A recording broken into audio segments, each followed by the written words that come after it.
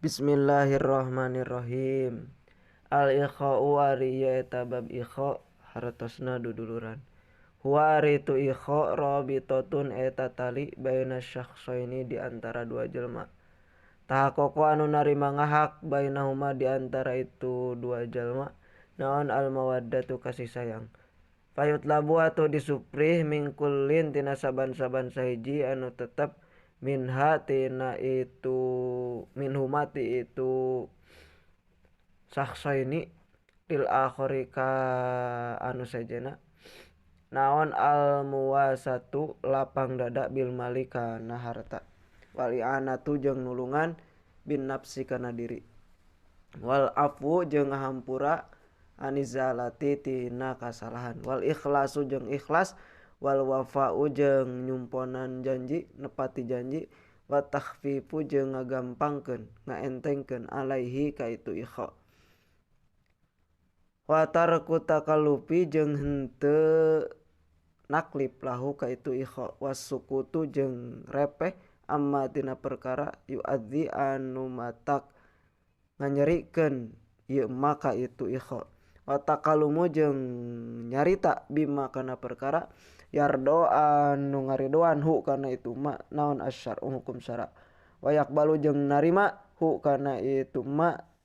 naon ad-dinu agama fayamuru atuh marentah itu si jalma hu ka itu ikha bil ma'rufi kana gawe hade kana kahadean wayanha jeung ngalarang itu si jalma hu ka itu ikha anil mungkari tina pamungkaran wayad'u jeung ngadoakeun itu insa itu si jalma lahu ka itu ikha bihusnil hali kalawan pangalus-alusna tingkah wadawamil istiqomati jeung kalawan langgengna istiqomah wa amma fadlul ikha jeung anapun ari kautamaanna ikha fakabirun tah eta anu loba bianau lantaran yen saestuna itu ikha yab'utsu eta ngutus itu ikha ala takhalluqi kana akhlak bimahasinil akhlaki kana pirang-pirang akhlak anu alus ayu alipu jeung ngaleuleuikeun itu ikha bainal qulubi di antara pirang-pirang hate wabi jeung ku itu ikha yakunu bukti naon islahu dzatil baini wabihi jeung eta tetep ku itu ikha yakunu bukti naon islahu dzatil baini lulus atau damai di antara alladzi anu ja'ala anu ngajadikeun hu kana itu ladzi saha Allah Gusti Allah min samarati taqwa tina buktina pirang-pirang buahna taqwa faqala teras ngadawuh Gusti Allah taala fattaqullah kana dauhan